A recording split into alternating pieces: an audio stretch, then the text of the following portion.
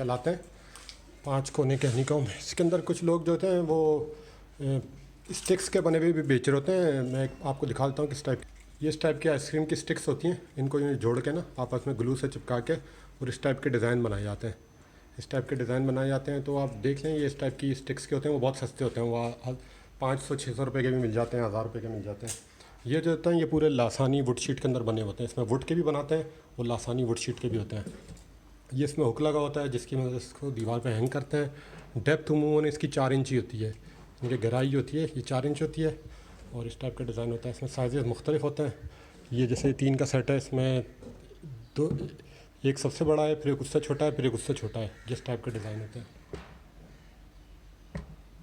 तो अगर आप ये ख़रीदना चाहें तो हमारी वेबसाइट है Mart89, वहाँ भी ऑर्डर कर सकते हैं, या दराज के ऊपर भी शॉप है, वहाँ से भी आप इसको ऑर्डर कर सकते हैं। अच्छी प्रोडक्ट है और घर को मतलब खूबसूरत रखती है, दीवारों के लिए बहुत अच्छी खूबसूरत लगती है।